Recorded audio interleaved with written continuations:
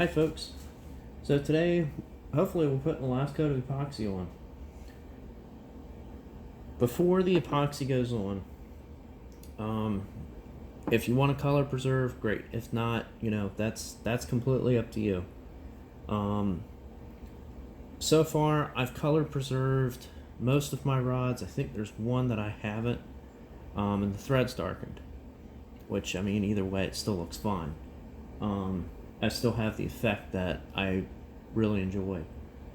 All color preserving does is just that, preserving the color of the thread. It might darken, it might lighten just a hair, just like maybe a shade or two,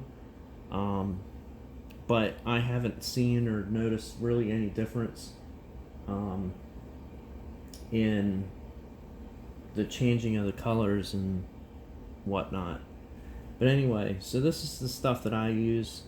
It's Threadmaster Chroma Seal. I think I picked that up from Mudhole. But what I'm going to use now is just a little cup. This has a hardened resin in it and a fresh brush. You want to use cheap brushes for this. You don't want to use your most expensive brush because once the epoxy gets on it and you mix it up, put it down, once it hardens, it's trash. So I'd rather throw away a 10-cent brush that you can pick up from Walmart. I think I picked my pack up for like $5 or something like that. I'd rather throw away a cheap brush than throw away like a $5 or $6 brush, especially when it's one-time use only. So unfortunately, this isn't made anymore. I think Mudhole has the formula, but this is the only epoxy that I've been able to use and actually had really good results with it. I've heard some other epoxies, Gen 4 supposedly is really good, but like I said, you'd have to get on the forums and really dive into it if you need epoxy.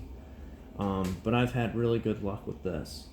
This is what is on all of my rods, and I absolutely love using it. The kicker is you have to use this exactly how it siphons out. So I think for this one, we're probably going to go to 2 milliliters. I think for this, we're going to use 2. I'd rather have a little more than not enough. But it has to be exact.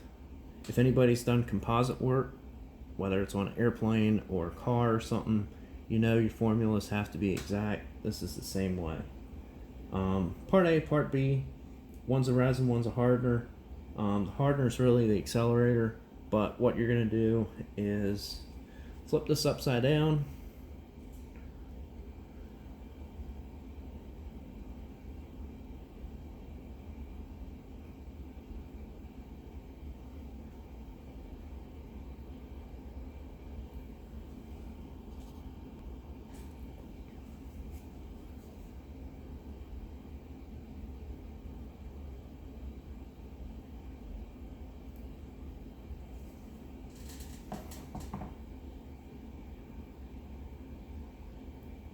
Make sure you get it all out, and then I just put it aside because now you're done with it. The color preserve you want to put on first. My general rule is it's usually dry in a few hours, but I let it sit overnight or for a few days because it really depends on temperature, and humidity plays a factor into it as well. So I'll usually let the color preserve dry for a day between coats.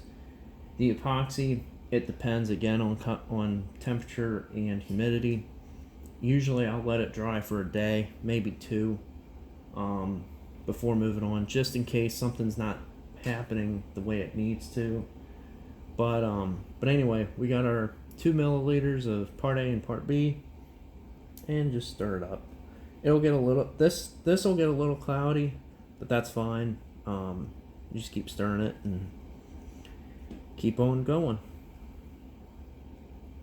So once it comes back to a transparent color, you're gonna have some air bubbles in it, which that's fine. They'll get they'll pop eventually. And then coming down here, I have my decorative wrap where the camera is, so I'll spin that around eventually. I'll spin that around here in a minute. But all I do, and make sure your lathe is on too, because that's important.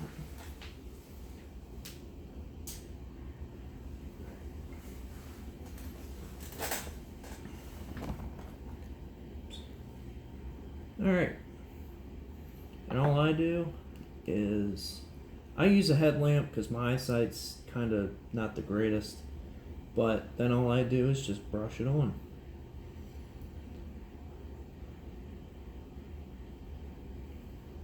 Usually with the first one, I just make sure all the threads are wet, and then the second one, you just kind of go over it, make sure that you don't have any threads exposed, and everything's nice and even. So I'll do this for the guides and the decorative wrap. The decorative wrap's a lot easier because you don't have the guides getting in the way, and it's easier in general. Usually I start with that, but for demonstration purposes I'm starting with one of the guides.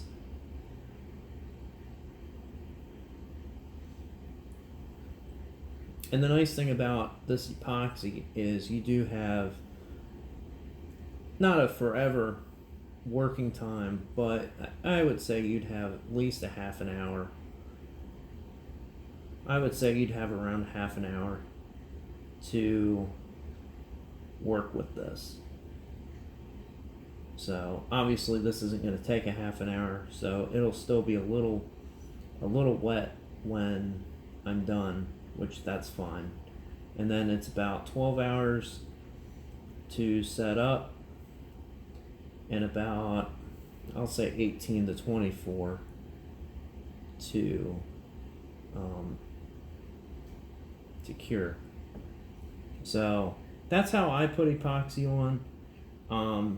When it comes time, when you're completely done,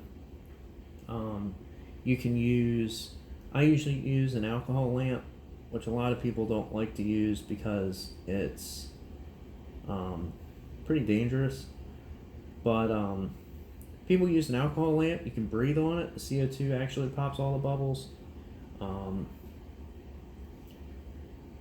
Really whatever means you can find to smooth out your epoxy and go from there. But that's how I do the guides, that's how I'll do the decorative wrap. It'll stay like this for about 24 hours and then it'll be completely done. I'll probably post one more video once everything's done, show you guys how it turned out. So thanks for watching, and everybody have a great night.